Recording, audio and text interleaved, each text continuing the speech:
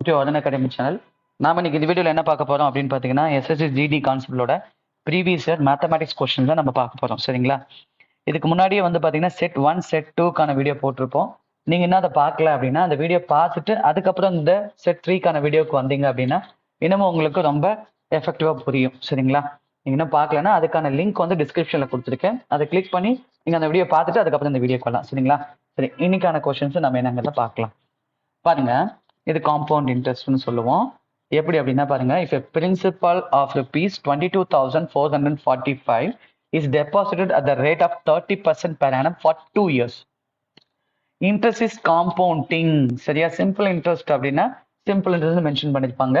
Compound interest அப்படின்னா compounding அல்லது compound interest அப்படின்னு சொல்லியிருப்பாங்க. சரியா? காம்பவுண்டிங் ஆனுவலி, அதாவது வருஷத்துக்கு ஒரு முறை இன்ட்ரெஸ்ட் வந்து கால்குலேட் பண்ணுவோம். What will be the amount? Amount அப்படின்னா தொகைன்னு சொல்லுவோம். சரியா? அப்ராக்சிமேட்லி, அதாவது தோராயமா சொல்லுங்க அப்படின்னு சொல்றாங்க. சரிங்களா? அதாவது தமிழ்ல பாருங்க, 22,445 ரூபாய அந்த அசலை, அதான் பிரின்சிபல்னு சொல்லுவோம். சரிங்களா? அதை போயிட்டு ஆண்டுதோறும் 30% கூட்டு வட்டியில முதலீடு செஞ்சோம்னா, அதாவது டெபாசிட் செஞ்சோம்னா 2 ஆண்டு இறுதியில வந்துட்டு பெரும் தொகை என்ன? தொகை அப்படின்னு என்னன்னு சொல்லுவோம்? பிரின்சிபல் பிளஸ் இன்ட்ரெஸ்ட் அப்படின்னு சொல்லுவோம். சரியா? தொகைன்னு என்ன சொல்லுவோம்? பிரின்சிபல் அப்படின்னு நம்ம போட்ட முதலீடு அசல், அதற்கான வட்டி, இது ரெண்டையும் சேர்ந்தது தான் நம்ம என்னன்னு சொல்லுவோம் அப்படின்னு பாத்தீங்கன்னா அமௌண்ட், அதாவது தொகை அப்படின்னு நம்ம சொல்லுவோம். சரிங்களா? சரி, இப்ப இதை சால்வ் பண்ணலாம். எவ்வளவு அமௌண்ட் சொல்லியிருக்காங்க? 22,445. சரிங்களா? 22,445. சரிங்களா? நம்ம எத்தனை பர்சன்ட் கண்டுபிடிக்கணும்? 30% கண்டுபிடிக்கணும். சரிங்களா? அப்ப கடைசி இலக்குல இருந்து, சரியா, இந்த இலக்கம்ல இருந்து டிஜிட்ல இருந்து ஒரு பாயிண்ட் தள்ளி வச்சீங்கன்னா அது 10%. 10% எவ்வளவு வரும் அப்படின்னா 2,244.5 வரும். சரியா? இது 10%. we need 30%. அப்ப என்ன பண்ணணும்? நீங்க இன்டூ 3 பண்ணணும். சரியா? அதாவது 10 3ஆல பெருக்கணும் அப்படின்னா 30% கிடைக்குங்களா? அதே போல இதையும் 3ஆல பெருக்கினீங்கன்னா உங்களுக்கு 30% கிடைக்கும். எவ்வளவு 30% வரும் அப்படின்னு பாருங்க. இது வந்துட்டு 10%. சரிங்களா? அதை 3 தாட்டி என்ன பண்ணணும்? பெருக்கணும். அப்ப இது அப்படியே பாருங்க, இன்ட்டு பண்ணுங்க. எவ்வளவு வரும்? 6,000 வருமா? 2,000 இன்டூ 3, 6,000. அதுக்கப்புறம் 200 இன்டூ 3, 600. அதுக்கப்புறம் இதை 14 எடுத்துக்கலாம். 40 இன்டூ 3, 120. அதுக்கப்புறம் 4 இன்டூ 3, 12. அதுக்கப்புறம் 0.5 இன்டூ 3, 1.5. சரிங்களா? அப்ப நமக்கு என்ன கிடைக்கும் பாருங்க. இதை அப்படியே கூட்டுங்க, இதை அப்படியே ஆட் பண்ணீங்கன்னா நமக்கு என்ன கிடைக்கும்? 30%க்கான வேல்யூ கிடைக்கும். அப்ப 0.5, அப்புறம் 2 + 1 3, அடுத்தது ஒரு 2 + 1 3, அடுத்தது 6 + 1 7, அட் லாஸ்ட் 6. இந்த 6 இருக்கு இல்லைங்களா, அதை அப்படியே போட்டுக்கோங்க. அப்ப 6,733.5 தான் 30% இன்ட்ரெஸ்ட். நமக்கு தேவை எத்தனை வருஷத்துக்கு? 2 ஆண்டுகளுக்கு, 2 இயர்ஸ்க்கு. அப்ப நீங்க என்ன பண்ணணும்? இதை இன்டூ 2 பண்ணணும். சரிங்களா? இன்டூ 2 பண்ணோம்னா நமக்கு இன்ட்ரெஸ்ட் கிடைக்கும். சரியா? பிரின்சிபல்ல இருந்து ஜென்ரேட் ஆன இன்ட்ரெஸ்ட் நமக்கு கிடைச்சிடும். அப்ப இதை அப்படியே இன்டூ பண்ணுங்க. என்ன வரும்? 6 இன்டூ 2 அப்படின்னு பாத்தீங்கன்னா உங்களுக்கு 12,000 வரும் இல்லையா? 12,000 வரும். அடுத்தது 7 இன்டூ 2 அப்படின்னா 700 இன்டூ 2னா 1,400 வரும். 1,400 வரும். அடுத்தது 30 இன்டூ 2, 60 வரும். அடுத்தது 3 இன்டூ 2, 6 வரும். சரிங்களா? அடுத்தது 0.5 இன்டூ 2னா 1. சரிங்களா? இதை அப்படியே கூட்டினீங்கன்னா நமக்கு என்ன கிடைக்கும்? 2 இயர்ஸ்க்கான பிரின்சிபலுக்கான வட்டி கிடைச்சிடும். இங்க என்ன வரும்? 7 வரும். இங்க என்ன வரும்? 6 வரும். இங்க 4 வரும். இங்க 3 வரும். இங்க 1 வரும். அப்ப மொத்தமா எவ்வளவு வரும் அப்படின்னு பாத்தீங்கன்னா 13,467 ரூபா வரும். சரியா? 13,467 வரும். சரியா? இப்ப காம்பவுண்ட் இன்ட்ரெஸ்ட் அப்படிங்கும்போது இந்த வட்டி இருக்கு இல்லைங்களா, அந்த வட்டிக்கு ஒரு வட்டி வரும். சரியா? 2வது வருஷம் என்ன ஆகும்? இந்த 6,733.5 இருக்கு இல்லைங்களா, இதுக்கு ஒரு வட்டிக்கு வட்டி வரும். அதைத்தான் நம்ம என்னன்னு சொல்லுவோம் அப்படின்னா காம்பவுண்ட் இன்ட்ரெஸ்ட் சொல்லுவோம். இப்ப நம்ம இது மட்டும் போட்டிருக்கோம் இல்லைங்களா, இது வந்து என்னன்னு சொல்லுவோம் அப்படின்னா தனி வட்டி, அதாவது சிம்பிள் இன்ட்ரெஸ்ட் அப்படின்னு சொல்லுவோம். இப்ப நம்ம காம்பவுண்ட் இன்ட்ரெஸ்ட் கண்டுபிடிக்கணும். பாருங்க, காம்பவுண்டிங் அதாவது கூட்டு வட்டி, கூட்டு வட்டி. சரியா? இப்ப என்ன பண்ணணும்? நீங்க இந்த 6,733.5க்கு 10% கண்டுபிடிக்கணும். சரியா? 10% என்ன வரும் அப்படின்னா இந்த நம்பர்ல இருந்து சரியா, புள்ளிக்கு இந்தாண்ட நம்பர்ல இருந்து ஒரு ஸ்தானம் தள்ளி புள்ளி வச்சீங்கன்னா 673.35 சரிங்களா. 673.35 இது வந்து 10%. நமக்கு தேவை எத்தனை பர்சன்ட்? 30%. சரியா. அப்ப இத 3ஆல பெருக்கிக்கணும். சரியா. அப்ப 3ஆல பெருக்கினீங்கன்னா என்ன வரும்? இத கூட இந்த 3.35 என்னன்னு எடுத்துக்கலாம் நீங்க அப்படின்னா 674ன்னு எடுத்துக்கோங்க. சரியா. ஏன்னா நமக்கு தான் வந்து என்ன சொல்லியிருக்காங்க, அப்ராக்சிமேட்லி அப்படின்னு சொல்லியிருக்காங்க. சரியா. நியரஸ்ட் ஆன்சரை கண்டுபிடிச்சா போதும் அப்படின்னு சொல்லியிருக்காங்க. அப்ப நீங்க என்ன பண்ணிக்கலாம் அப்படின்னா இந்த 0.35 நீங்க 4ன்னு கன்சிடர் பண்ணிக்கலாம். இல்ல சார் நான் 673 வச்சுக்கிறதுனால வச்சுக்கலாம், ஒன்றும் பிரச்சனை இல்லை. எது வச்சீங்கனாலும் நியரஸ்ட் ஆன்சரை வச்சு நம்ம ஆன்சர் கிளியரா சொல்லிடலாம். இப்போ இதை அப்படியே இன்டூ 3 பண்ணுங்க. இன்டூ 3 பண்ண என்ன வரும்? 600 இன்டூ 3 அப்படின்னா 1800 வரும். சரியா. அப்புறம் 70 இன்டூ 3 அப்படின்னா 210 வரும். அதுக்கப்புறம் 3 இன்டூ 4 அப்படின்னா 12 வரும், 12 வரும் இல்லைங்களா. இப்போ இதை அப்படியே கூட்டலாம். இங்க கூட்டினா என்ன வரும்? 2 2 இங்க 10க்கு 0 மீதி 1 இங்க 2. அப்ப எவ்வளவு கிடைக்கும்? 2022 ரூபாய் கிடைக்கும். சரியா. 2022 ருபீஸ் கிடைக்கும். இதை அப்படியே சமப் பண்ணீங்கன்னா நமக்கு என்ன கிடைச்சிடும் அப்படின்னா காம்பவுண்ட் இன்ட்ரெஸ்ட் கிடைச்சிடும், கூட்டு வட்டி கிடைச்சிடும். அப்ப இதை ஆட் பண்ணீங்கன்னா 9, இதை ஆட் பண்ணீங்கன்னா 8, இது 4, இதை கூட்டினீங்கன்னா 5, இதை கூட்டினா 1. சரியா. அப்ப 15,489 ரூபா வந்துட்டு கூட்டு வட்டி மட்டும் கிடைச்சிருக்கா. நம்மகிட்ட கேட்டிருக்கிறது என்னது? அமௌண்ட், தொகையை சொல்லுங்கன்னு சொல்லியிருக்காங்க. அப்ப நீங்க என்ன பண்ணணும்னா இது கூட இந்த 22,000 இருக்குல்ல, அதாவது 22,445 இது கூட கூட்டுங்க. அதாவது 22,445 இது கூட கூட்டுங்க. கூட்டினா என்ன வரும்? 9 5 14க்கு 4 மீதி 1, 9 4 13க்கு 3 மீதி 1, இங்க 9. சரியா. இங்க என்ன வரும்? 7, 1 + 2 3. அப்ப நமக்கான ஆன்சர் என்ன அப்படின்னா 37,934 ரூபாய். சரியா. 37,934. இப்ப இந்த ஆன்சர் இங்க எங்க இருக்கு அப்படின்னு பாத்தீங்கன்னா ஃபர்ஸ்ட் இல்ல, செகண்ட் பாத்தீங்கன்னா 37,933 வந்திருக்கு. நம்ம கேட்கறது அப்ராக்சிமேட்லி. சரியா. 1 2 முன்ன பண்ண இருந்தா பிரச்சனை இல்லை. சரிங்களா. அப்ப இதுக்கான ஆன்சர் என்ன அப்படின்னா 37,933. இதுதான் இந்த கொஸ்டினுக்கான சரியான ஆன்சர். சரிங்களா. ஓகே, இது புரிஞ்சிருக்கும்னு நினைக்கிறேன். இது கொஞ்சம் நம்பர் வந்து நம்ம காம்ப்ளிகேட்டடா கொடுக்கவும் தான் டைம் கொஞ்சம் அதிகமா எடுக்குது. சரியா. சில சமயம் நம்பர்லாம் ரவுண்டா கொடுப்பாங்க, 30,000 15,000 12,000 கொடுக்கும்போது இன்னும் ஸ்பீடா போடலாம். சரிங்களா. முதல் என்ன பண்ணணும்? சிம்பிள் இன்ட்ரெஸ்ட் மட்டும் கண்டுபிடிச்சோம். அதுக்கப்புறம் இந்த வட்டிக்கு மட்டும் ஒரு வட்டி கண்டுபிடிச்சு கூட்டிக்கிட்டோம். சரியா. அதாவது 6,733.5க்கு நம்ம என்ன பண்ணோம்? 10% கண்டுபிடிச்சோம். அது எவ்வளவு வந்துச்சு? 673.35 வந்துச்சு. நம்ம அதை என்னன்னு எடுத்துக்கிட்டோம்? 674 ரூபான்னு எடுத்துக்கிட்டோம். அதை 3 தாட்டி பெருக்கணும். ஏன் 3 தாட்டி பெருக்கணும்? ஒரு தாட்டிங்கிறது 10%. அதாவது 674ங்கிறது 10%. நமக்கு தேவை 30%. அதனால என்ன பண்ணணும் அப்படின்னா 3ஆல பெருக்கணும். அப்படி பெருக்கும் போது நமக்கு என்ன கிடைச்சிச்சு? 2022 ரூபாய் கிடைச்சிச்சு. அதை ஆட் பண்ணோம்னா அதுக்கப்புறம் வர்றதுதான் நம்ம என்னன்னு சொல்லுவோம் அப்படின்னா காம்பவுண்ட் இன்ட்ரெஸ்ட். சரி. அதை கூட்டின பிறகு நமக்கு கிடைக்குது இல்லையா, அதை தான் நம்ம என்னன்னு சொல்லுவோங்க? கூட்டு வட்டின்னு சொல்லுவோம். சரியா. ஆனா கொஸ்டின் என்ன கேட்டிருக்காங்க? அமௌண்ட் கேட்டிருக்காங்க. அப்ப நீங்க என்ன பண்ணணும்? அதன் கூட நமக்கு பெறப்பட்ட வட்டியை ஆட் பண்ணணும். சரிங்களா. இந்த சம் மட்டும் தான் கொஞ்சம் டைம் கன்சியூம் ஆகும். சரியா. எக்ஸாம்ல இது வந்துச்சு அப்படின்னா ஃபர்ஸ்ட் ஸ்டெப்பை போடுங்க. ஃபர்ஸ்ட் ஸ்டெப்பை போட்டு நம்ம ஓரளவுக்கு கெஸ் பண்ணலாம். சரிங்களா. ஆனா இந்த இடத்துல என்ன கொடுத்துருக்காங்கன்னா எல்லாமே நியரஸ்ட் ஆன்சரா கொடுத்துருக்காங்க. ஃபர்ஸ்ட் ஸ்டெப்லேயே நமக்கு என்ன வந்துச்சு அப்படின்னா 13,400 வந்துச்சு. அப்ப 22,000 கூட்டினீங்க அப்படின்னு 35,000 சம்திங் வருது. சரியா. அப்படி பார்க்கும்போது அது மாதிரி ஏதாவது சான்ஸ் இருந்தா டிக் பண்ணிட்டு போயிடலாம். ஆனா இங்க எல்லாமே நியரஸ்டா கொடுக்கறதுனால நம்ம என்ன பண்ணோம்? செகண்ட் ஸ்டெப் போடுற மாதிரி கட்டாயத்துல இருக்கிறோம். சரியா. அப்படி போடும்போது தான் நமக்கு என்ன வரும்? இந்த காம்பவுண்ட்ஸ் வரும். சரிங்களா. சில சமுக்கு வந்துட்டு ஆன்சர் ஆப்ஷன் வச்சு டக்குன்னு ஃபர்ஸ்ட் ஸ்டெப்லயே பிக் பண்ணலாம். சரிங்களா. சில சமுக்கு நியரஸ்டா கொடுக்கும்போது நம்ம இந்த மாதிரி ஸ்டெப் பை ஸ்டெப்பா போட்டுதான் ஆகணும். சரியா. சரி, இந்த சம் உங்களுக்கு புரிஞ்சிருக்கும்னு நினைக்கிறேன். நம்ம அடுத்த கணக்கு போலாம். அடுத்த கணக்கு பாருங்க. அடுத்த கணக்கு பாருங்க. என்ன சொல்றாங்க பாருங்க. A shopkeeper sells shirts at a price of rupees 800 per shirt. சரிங்களா. He allows a discount of 10%. தள்ளுபடி கொடுக்கிறாராம். To all the customers making full cash payment. யாரெல்லாம் வந்துட்டு ரொக்க தொகையா முழுசா கொடுக்குறாங்களோ அவங்களுக்கு 10 விழுக்காடு தள்ளுபடி கொடுக்கிறாராம். சரியா. And to a customers buying 10 shirts at a time, he gives 2 shirts free. சரியா. அது மட்டும் இல்லாம 10 சட்டையை வாங்கினா. சரியா. அதாவது புல் தொகையும் கொடுத்துட்டாங்க அப்படின்னா 10% தள்ளுபடியும், மேலும் 10 சட்டை வாங்கினாங்கன்னா அவங்களுக்கு வந்து என்ன சொல்றாராம்? இரண்டு சட்டைகள் வந்துட்டு இலவசமா கொடுப்பாராம். சரியா? 2 ஷர்ட்ஸ் வந்துட்டு ஃப்ரீயா கொடுப்பாங்களாம்.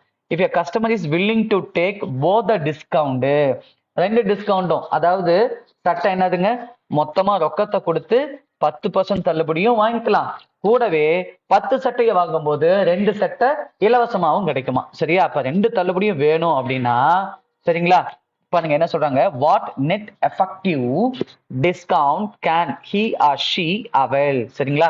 அப்படி 2 தள்ளுபடியும் ஒருத்தர் வாங்குறாருன்னு வச்சுக்கோங்க, ரொக்கமா கொடுத்து 10% தள்ளுபடியும் வாங்குறாரு, 10 சட்டைய வாங்கி, சரிங்களா, 2 சட்டை இலவசமாவும் வாங்குறாரு. அப்படி வாங்கும்போது மொத்தமா அந்த கஸ்டமர், அந்த வாடிக்கையாளருக்கு எவ்வளவு தள்ளுபடி கிடைக்கும் அப்படின்னு சொல்லி கேட்கிறாங்க. கொஸ்டின் தான் பெருசா இருக்கும். சரிங்களா? ரொம்ப சிம்பிளா போட்டுடலாம். சரிங்களா? பாருங்க, அப்படியே தமிழ்லயும் படிச்சுக்கோங்க. ஒரு 30, ஒரு கடைக்காரர் வந்து ஒரு சட்டைய ரூ 800க்கு விற்கிறார். முழு பணமாக செலுத்தும் அனைத்து வாடிக்கையாளர்களுக்கும் 10% தள்ளுபடியை அவர் அனுமதிக்கிறார்.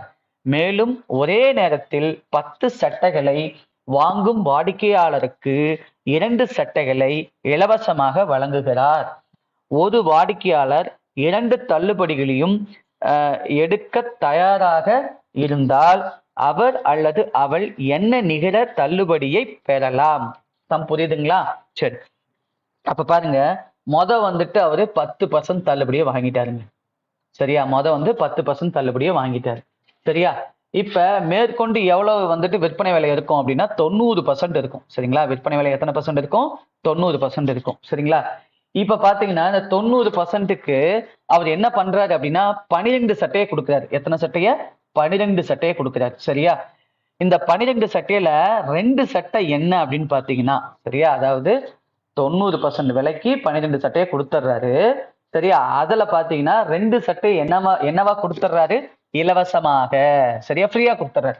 அப்ப அந்த ஃப்ரீயா கொடுத்ததும் தள்ளுபடி கணக்குல தானே வரும். சரியா? ஒரு பொருளை ஃப்ரீயா கொடுக்குறோம் அப்படின்னாலும் அது தள்ளுபடின்னு தான் எடுத்துப்போம். அப்ப அந்த 2 சட்டைக்கு கிடைச்ச தள்ளுபடி தொகை என்ன அப்படின்னு பாத்தீங்கன்னா, இந்த 12 2ஆல் அடிங்க, அடிச்சிங்கன்னா 6 வரும். இந்த 90 6ஆல் அடிங்க, அடிச்சிங்கன்னா 15 வரும். சரியா? அப்ப முதல் ஒரு 10% அந்த கஸ்டமருக்கு கிடைச்சிருக்கும். இரண்டாவது 10 சட்டைகளை வாங்கும் போது அவருக்கு கூடுதலா 15% 15% கிடைச்சிருக்கும், சதவீதம் கிடைச்சிருக்கும். அப்ப மொத்தமா அந்த கஸ்டமருக்கு கிடைச்ச தள்ளுபடி என்ன அப்படின்னு பாத்தீங்கன்னு வச்சுக்கோங்களேன். மொத்தமா என்ன சொல்றாங்க, என்ன கேட்கறாங்க, if they willing to both the discount what net effective discount அப்படின்னு சொல்லி கேட்கறாங்க. அப்ப மொத்தமா தள்ளுபடின்னு பார்த்தோம்னா அந்த கஸ்டமருக்கு 25% கிடைச்சிருக்குங்க. அவ்வளவுதாங்க. சரிங்களா? ரொம்ப சிம்பிளா போட்டுடலாம். நான் சொல்றது புரியுதானே உங்களுக்கு? சரிங்களா? வித்தின் ஒரு 20 to 30 செகண்ட்ஸ்ல இதை போட்டலாம். சம படிக்க மட்டும்தான் உங்களுக்கு டைம் ஆகும். சம ரொம்ப பெருசா கொடுத்துருப்பாங்க. மற்றபடி இதுல சொல்ற கான்செப்ட்லாம் ரொம்ப சிம்பிள் தான். சரிங்களா? 10% தள்ளுபடி கிடைச்சிருச்சு. சரி, அப்ப 100ல 10% தள்ளுபடி. அப்ப 90%க்கு அவர் என்ன பண்றாருன்னா 12 சட்டையை கொடுக்குறாரு. ஏன்னா ஒரு 2 சட்டை இலவசமா கொடுக்குறாரு. சரியா? அப்படிங்கும்போது 10 + 2 12. அப்ப 90க்கு 90% அமௌண்ட் வாங்கிட்டு 12 சட்டை கொடுப்பாரு. கூடவே 2 சட்டையை ஃப்ரீயா கொடுத்துட்டாரு. அந்த 12லயே 2 ஃப்ரீயா கொடுக்கும்போது அது வந்து தள்ளுபடி கணக்குல தானே வரும். அப்ப 5% தள்ளுபடி வரும். அப்ப ஆல்ரெடி 10%, இப்ப கூடுதலா ஒரு 5%. அப்ப இந்த கொஸ்டினுக்கான ஆன்சர் என்ன அப்படின்னு பாத்தீங்கன்னா 25%. சரியா? அப்ப இதுல எது ஆன்சர்? இந்த செகண்ட் ஆப்ஷன் தான் இந்த கொஸ்டினுக்கான ஆன்சர். சரிங்களா? இது புரிஞ்சிருக்கும்னு நினைக்கிறேன். போன சம்ல வந்து பாத்தீங்கன்னா காம்பவுண்ட் இன்ட்ரெஸ்ட்ல நமக்கு ஏன் வந்து டைம் அதிகமா கன்சியூம் ஆகுதுன்னா அதுல ஒர்க் அவுட் பண்றது கொஞ்சம் அதிகமா இருக்கும். அதே ரவுண்ட் நம்பரா கொடுத்திருந்தாங்கன்னா அதையும் நீங்க 30 செகண்ட்ஸ்ல போட்டுடலாம். சரிங்களா? அதுல கொஞ்சம் டிஃபிகல்ட்டான நம்பர்ஸ் கொடுத்ததுனால கொஞ்சம் ஹேண்டில் பண்றதுக்கு நமக்கு டைம் அதிகமா கன்சியூம் ஆகும். இந்த மாதிரி சம நீங்க புரிஞ்சுக்கிட்டீங்க அப்படின்னா ஒரே ஷாட்ல ஆன்சர் பண்ணிடலாம். சரியா? நம்ம அடுத்த கொஸ்டின் பார்க்கலாங்களா? அடுத்த கொஸ்டின் பாருங்க. இதுவும் ப்ராஃபிட் அண்ட் லாஸ் சம் தான். பாருங்க, 1/3 of grocery is sold at 18% profit, 1/4 is sold at 25% profit, and the rest at 30% profit. If the total profit is 1980, then find the value of grocery. சரியா? அதாவது மளிகை பொருள், அதாவது 3ல 1 பங்கு மளிகை பொருளை 18% லாபத்திலையும், சரிங்களா, 4ல 1 பங்கு மளிகை பொருளை 25% லாபத்திலையும், மீதி உள்ள மளிகை பொருளை எத்தனை பர்சன்ட்? 30% லாபத்திலையும் விற்கிறாரு அப்படின்னா மொத்த லாபம் எவ்வளவுங்க? இப்படி வித்ததுனால அவருக்கு கிடைச்ச டோட்டல் ப்ராஃபிட் என்ன அப்படின்னு பாத்தீங்கன்னா 1980. அப்படிங்கும்போது அந்த மளிகை பொருட்களின் மதிப்பை கண்டறியவும். சரி, அதோட அசல் விலை என்ன, அதோட வேல்யூ என்ன அப்படின்னு சொல்லி நம்மகிட்ட கேட்டிருக்காங்க. சரிங்களா? இப்ப இந்த மாதிரி எப்ப பின்னத்துல கொடுத்தாலும் சரிங்களா, 3ல ஒரு பாகம் அப்படின்னா இந்த 3ங்கிறது அசல். எப்பயும் வந்துட்டு பின்னத்துல கீழே இருக்கு இல்லைங்களா டினாமினேட்டர், சரியா, அதை நம்ம என்ன சொல்லுவோம், அசல்னு எடுத்துப்போம். மொத்தமா அவர் வச்சிருக்கிற கையிருப்பு, கிராசரியோட மதிப்பு, அதுல வித்தது ஒரு பங்கு, சரியா. அப்ப 3ல ஒரு பங்கு அப்படின்னா நீங்க 3 300 எடுத்துக்கோங்க. எப்பயுமே பர்சன்டேஜ்ங்கிறது 100க்கு என்னன்னு கண்டுபிடிக்கிறது தானே. அதனால 3 என்னன்னு எடுத்துக்கிறீங்க, 300ன்னு எடுத்துக்கோங்க. பாருங்க, இப்ப உங்களுக்கு கண்டுபிடிக்கிறது ரொம்ப எளிமையா இருக்கும், ஈஸியா இருக்கும், சரியா. அப்ப 300ல, சரியா, இனிமே நம்ம இந்த 300 தான் வச்சுக்க போறோம். 300ங்கிறது வந்துட்டு அந்த மொத்தமா போட்ட அதனுடைய மதிப்பு, சரிங்களா. இந்த 300ல 3ல் ஒரு பாகம்னா ஈஸியா சொல்லிடலாம் தானே, 100ன்னு சொல்லலாம், சரிங்களா. சரிங்களா. இந்த 100க்கு அவரு 18% நான் வைக்கிறாரு அப்படின்னா 100க்கு 18% என்னன்னா நீங்க 18ன்னே சொல்லுவீங்க. ஏன்னா பர்சன்டேஜ் 100க்குன்னு சொல்றது தானே. அப்ப 18ன்னு சொல்லிடலாம், சரியா. அடுத்தது இந்த 300லயே 4ல ஒரு பாகம், இந்த 300 மட்டும் தான் நீங்க இனிமே எடுத்துக்கணும், சரியா. 4ல ஒரு பாகம், 4ல ஒரு பாகம் என்ன வரும், 300ல 4ல ஒரு பாகம், இதை 4ல வகுத்தீங்கன்னா 75 வரும், சரியா. அப்ப 75, சரிங்களா. இந்த 75க்கு என்ன பண்றாரு பாருங்க, எத்தனை பர்சன்ட் லாபம், 25% லாபம். அப்ப 75க்கு 25% லாபம் என்ன வரும், 75க்கு 25%னா எந்த ஒரு நம்பரையும் நீங்க 4ஆல வகுத்தீங்கன்னா நமக்கு கிடைக்கக்கூடியது 25%, சரியா, 25%. அப்ப அதை டிவைட் பண்ணுங்க. 7ல 4 வந்து ஒரு முறைங்க, மீதி என்ன வரும், 3 வரும். 35ல 4 என்ன வரும், 8 டைம்ஸ் வருமா, ரிமைண்டர் என்ன வரும், 3 வரும். அப்ப 3/4னா முக்கால் அப்படின்னு அர்த்தம், 75.75ன்னு அர்த்தம். அப்ப எவ்வளவு கிடைக்குங்க, 18.75 கிடைக்கும், சரியா.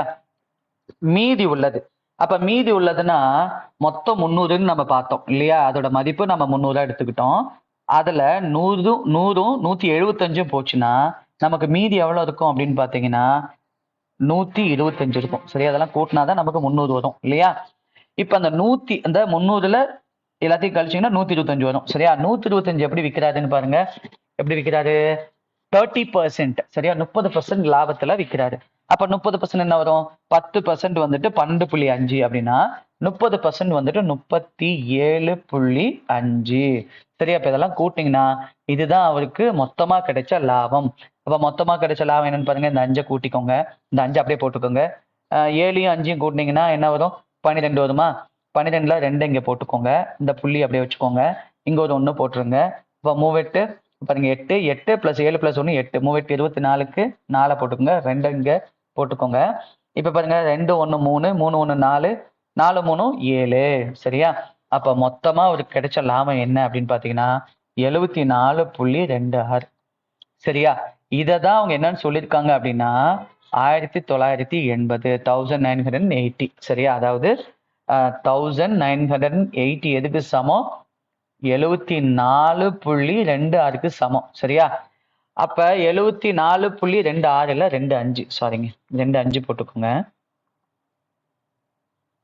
25 நல்லா அழிச்சிட்டு ஒரு தட்டி எழுதிடுறேன். அதாவது எவ்வளவு, 74.25ங்கிறது தான் எதுக்கு சமம் அப்படின்னா, எதுக்கு சமம், கணக்குல சொல்லியிருக்கிற 1980 இருக்கு இல்லையா, 1980, இது எதுக்கு சமம் அப்படின்னா 74.25, 74.25. அப்ப நம்ம கண்டுபிடிக்கிறது என்ன அப்படின்னா 300 என்ன, சரியா. சரிங்களா, அசல் மதிப்பான இந்த 300 என்னன்னு கண்டுபிடிக்கணும், சரிங்களா. நீங்க அப்படியே கேன்சல் பண்ணீங்கன்னா ஆன்சர் வந்துடும். இந்த 2 டிஜிட் தள்ளி பாயிண்ட் இருக்கு இல்லைங்களா, அதுக்கு பதிலா 2 0 இங்க ஆட் பண்ணிக்கலாம், சரியா. அப்ப இந்த பாயிண்ட் கேன்சல் ஆயிடும். இப்ப இந்த இடத்துல என்ன நம்பர் இருக்குன்னா 7425 இருக்கிறத எடுத்துக்கோங்க, சரியா. இது அப்படியே 25 அடிக்கலாம், 25 அடிச்சீங்கன்னா எத்தனை வரும், 74 25 2 முறை, சரியா. 2 25 50, மீதி எவ்வளவு இருக்குன்னா 24. அப்ப 242ல 25 எத்தனை முறை இருக்கும் அப்படின்னு பாத்தீங்கன்னா 9 முறை, சரிங்களா. 9 25 225, அப்புறம் மீதி என்ன இருக்குன்னா ஒரு 17 இருக்கும், இந்த 17 இங்க கூட போட்டுக்கோங்க. அப்ப 175ல 25 எத்தனை முறை இருக்கும் அப்படின்னு பாத்தீங்கன்னா 100ல 4 முறை, 75ல 3 முறை இருக்கும். அப்ப 4 3 7 முறை இருக்கும், சரிங்களா. அதே மாதிரி இங்கேயும் அடிங்க, சரியா. 300 வந்துட்டு அதே மாதிரி 25ல அடிச்சிங்க அப்படின்னா எப்பயுமே கீழேயும் மேலேயும் ஒரே நம்பர்ல அடிக்கணும். 100ல 4 முறை இருக்கும், 200ல 8, அப்ப 300ல வந்து பாத்தீங்கன்னா 12 முறை இருக்கும், 12 டைம்ஸ் இருக்கும், சரிங்களா. மேற்கொண்டு எதில் அடிக்கலாம், 9ஆம் வாய்ப்பால் அடிக்கலாங்களா. 9ஆம் வாய்ப்பால் அடிச்சிங்க அப்படின்னு பார்த்தீங்கன்னா எப்படி இதெல்லாம் கண்டுபிடிக்கிறது அப்படின்னா டிவிசிபிலிட்டி ரூலை செக் பண்ணுங்க சரியா. இதெல்லாம் கூட்டும் போது நமக்கு இந்த மொத்த நம்பரும் 9ஆல வகுப்படுது அப்படின்னா சரிங்களா. அது கூட்டும் போது இப்போ கூட்டினா 2 + 9 11, 11 + 7 18, 18 9ஆல வகுப்படுமா? அப்ப அந்த மொத்த நம்பரும் 9ஆல வகுப்படும். அப்படி நீங்க கண்டுபிடிச்சிடலாம் சரியா. அதே மாதிரி தான் மேலேயும் நான் கண்டுபிடிச்சேன். 1 + 9 10, 10 + 8 18, 18 9ஆல வகுப்படுமா? அப்ப அந்த முழு எண் எதா இருந்தாலும் கண்டிப்பா அந்த எண் எதுல வகுப்படும்? 9ஆம் வாய்ப்பாடுல வகுப்படும் சரியா. இப்ப 9ஆம் வாய்ப்பாடுல அடிச்சீங்கன்னா இது என்ன? அது 3 முறை வருமா? 3 27 மீதி 2 27 அடிச்சீங்கன்னா திருப்பியும் 3 முறைங்க. அதே மாதிரி 198 இருக்கு இல்லைங்களா. 19 9ஆம் வாய்ப்பாடுல அடிச்சீங்கன்னா 2 முறை மீதி 1. 18 9ஆம் வாய்ப்பாடுல அடிச்சீங்கன்னா 2 முறை. இங்க 0 0 0 போட்டுக்கோங்க சரியா. இப்ப இது 2 11ஆம் வாய்ப்பாடுல அடிக்குமா? ஏன்னா சேம் நம்பர் ரிப்பீட் ஆனிச்சுன்னா 2 முறை. அது 11ஆம் வாய்ப்பாடுல வகுப்படும். அப்ப இது 3 முறைங்க. இங்க அதே மாதிரி அடிச்சீங்க அப்படின்னா 2 0 0 0 2000 சரியா. இப்ப இந்த 12 இந்த 3ஆல அடிச்சீங்க அப்படின்னா 4. அப்ப விடை என்ன அப்படின்னா 2000 இன்டு 4. அப்ப ஃபைனல் ஆன்சர் என்னதுங்க வரும்? 8000. அப்ப அந்த மளிகை பொருட்களுடைய மதிப்பு என்ன? 8000 சரிங்களா. அப்ப இங்க ஆன்சர் இருக்குங்களா? இங்க பாருங்க தேர்ட் ஆப்ஷன் சரியா. தேர்ட் ஆப்ஷன் வந்துட்டு 8000. இதுதான் இந்த கேள்விக்கான விடை சரிங்களா. நம்ம அடுத்த கொஸ்டின் பார்க்கலாங்களா? அடுத்த கொஸ்டின் பாருங்க. அடுத்த கொஸ்டின் பாருங்க என்ன சொல்லியிருக்காங்க பாருங்க. The price of an item decreased by 10% and then increased by 12%. சரிங்களா. What is the approximate effective changes in the price in percentage? அதாவது என்ன சொல்றாங்க தமிழ்ல அப்படியே பாருங்க. ஒரு பொருளின் விலை 10% குறைந்து சரிங்களா. 10% முதல் விலையை குறைச்சிடுறாங்க.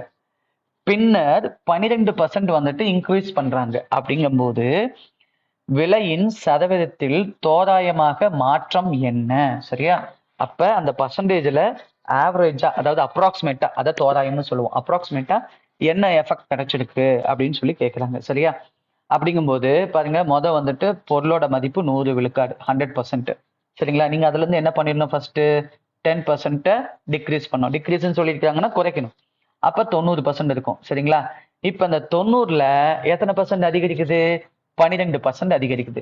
அப்ப 90ல 12% என்ன வரும்? 12% என்ன வரும் பாருங்க. இந்த 90க்கு 12%. 10% வந்து பாத்தீங்கன்னா 9 சரி. அதாவது ஒரு ஸ்தானம் தள்ளி 90ல இந்த 0ல இருந்து ஒரு ஸ்தானம் தள்ளி வச்சீங்கன்னா 9.0 வரும். 9 தான் 10%. அப்ப 1% என்னன்னா 0.9 சரி. அதாவது 90ல இங்க மட்டும் ஒரு புள்ளி வச்சீங்கன்னா இதுதான் 10%. 10% எவ்வளவு வரும்?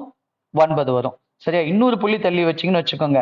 அதுதான் 1%. 1% எவ்வளவு வரும் அப்படின்னு பாத்தீங்கன்னா 0.9 வரும் சரியா. அப்ப நமக்கு தேவை என்னன்னா 12%. அப்ப 10% என்னன்னா 9 சரியா.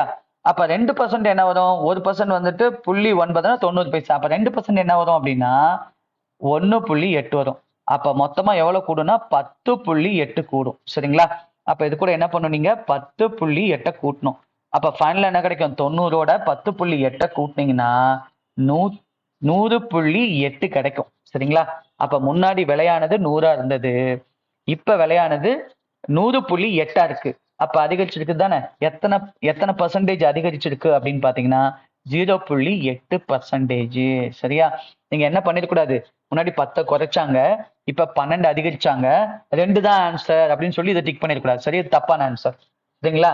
அப்ப நீங்க எது ஆன்சரா போடணும் அப்படின்னு பாத்தீங்கன்னா 0.8 தான் நீங்க போடணும் சரியா.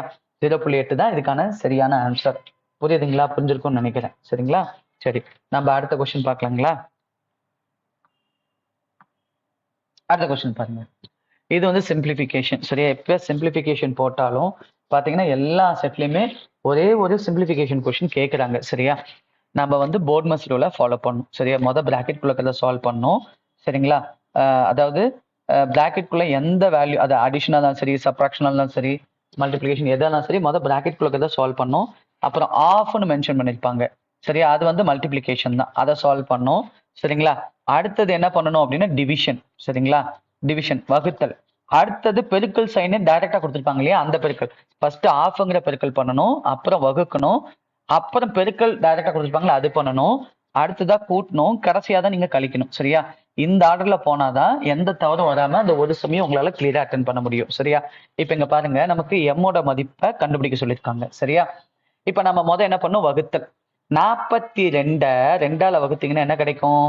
21 சரியா பிளஸ் எம் இன்டூ 3 மைனஸ் இங்கேயும் வகுத்துல இருக்கா இதை தான் நம்ம ஃபர்ஸ்ட் பண்ணணும் சரியா அந்த வகுத்துல தான் நம்ம ஃபர்ஸ்ட் பண்ணணும் ரெண்டு வகுத்துலயும் இப்ப 22 11 வகுத்தீங்கன்னா என்ன கிடைக்கும் 2 பிளஸ் 3 ஈக்குவல் டு 28 சரியா இப்ப அடுத்தது பெருக்கல் சரியா இந்த இடத்துல இந்த பெருக்கல் இருக்கு ஆனா இந்த வேல்யூ தான் நம்ம கண்டுபிடிக்கணும் சரியா அப்ப அடுத்தது நம்ம என்ன பண்ணலாம்னா கூட்டல் கழித்தல பார்க்கலாம் சரிங்களா கூட்டல் அடுத்தது என்ன பண்ணணும் இதையும் கூட்டணும் சரியா இதையும் கூட்டினா என்ன வரும் 21யும் 3யும் கூட்டுங்க அப்ப 21யும் 3யும் கூட்டினா என்ன வரும் 24 வரும் 24ல இருந்து இந்த 2 கழிச்சிடுங்க அப்ப எம் இன்டூ 3 சரிங்களா இது பண்ணோம்னா என்ன வரும் இதை கழிச்சோம்னா என்ன வரும் 24ல இருந்து 2னா 22 plus M into 3 equal to 28 சரியா இப்ப என்ன பண்ணா எம் இன்டூ 3 அப்படியே வச்சுட்டு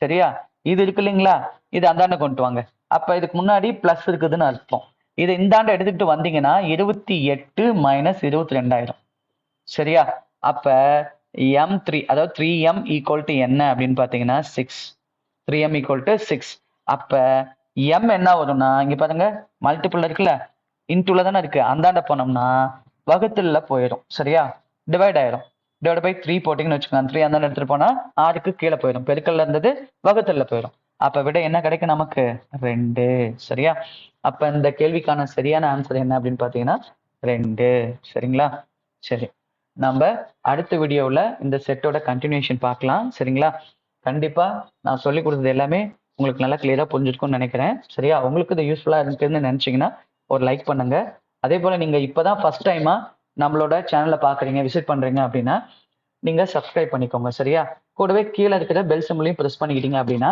நான் இது போல அப்லோட் பண்ற ஒவ்வொரு வீடியோவும் உங்களுக்கு உடனே நோட்டிபிகேஷனா வரும் நீங்களும் தவறாம பார்க்க முடியும் சரிங்களா தேங்க்யூ ஃபார் வாட்சிங் அருண் அகாடமி சேனல்